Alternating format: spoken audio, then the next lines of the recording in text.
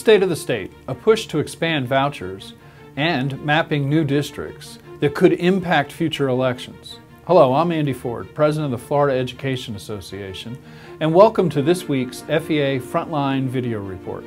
The start of the 2012 legislative session kicked off with all the normal pomp and circumstance. Governor Rick Scott opened the Republican-dominated legislature with his second State of the State address, promising a better Florida for all. During the joint session in the House, the governor laid out his major objectives for lawmakers, including a vow to only sign a state budget that includes a $1 billion increase in education funding. But his budget pits Florida's students against sick children and those in need of health care instead of introducing new revenue sources.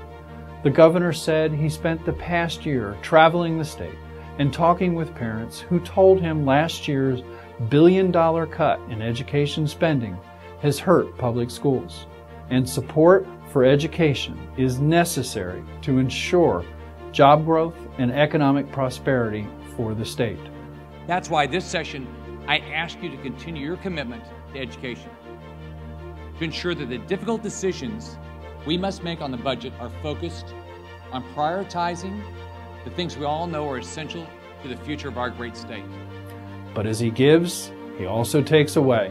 The governor talked about building on last year's education accountability reforms with a heightened focus on higher education. Outgoing House Speaker Dean Cannon also highlighted higher education reform in his opening remarks.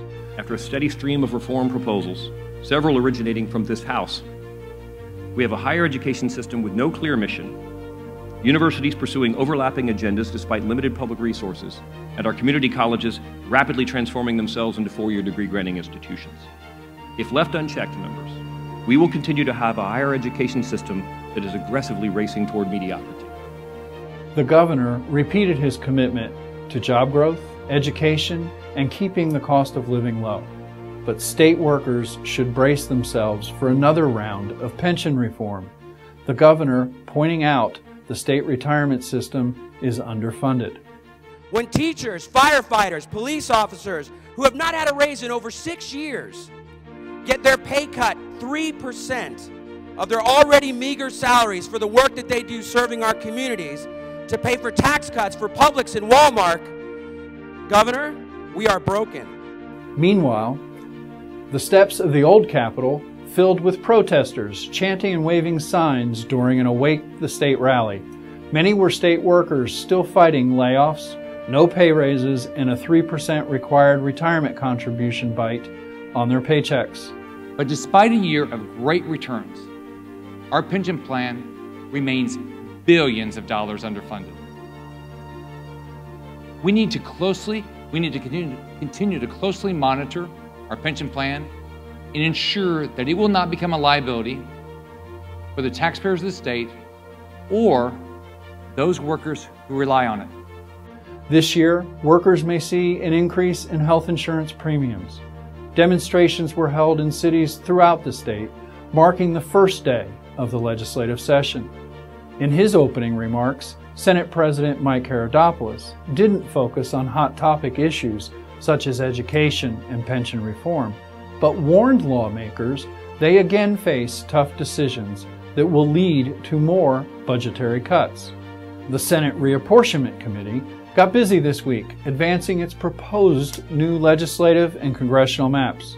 On Monday, a House committee rubber-stamped the first proposal created by the Senate leaders.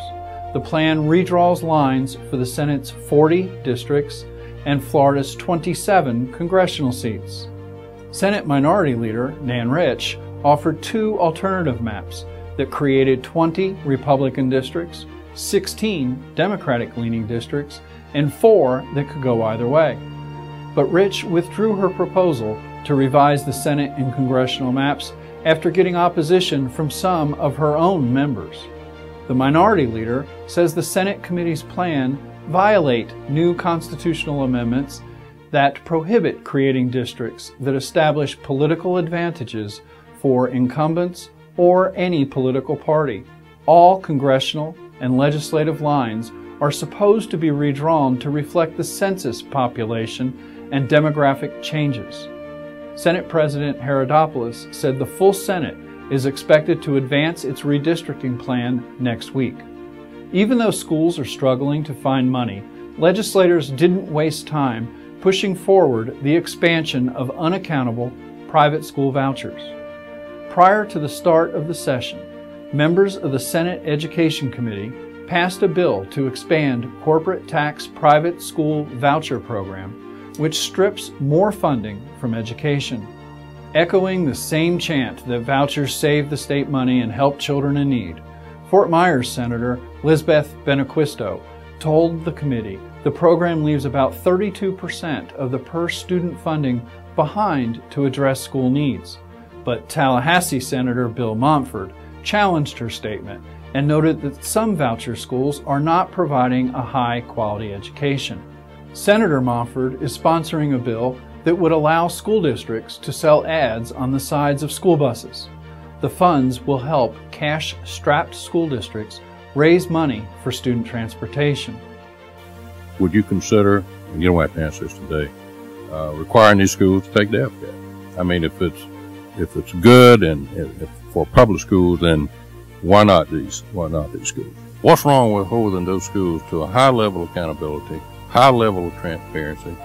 But Benaquisto responded, state law does not allow private schools to administer the FCAT. Miami Senator Larcinia Bullard agreed with Montford, calling the bill a way to snatch money away from public schools and fund the voucher program. The bill increases the cap for Florida's corporate tax credit scholarship program to $250 million. That is an increase of $31 million.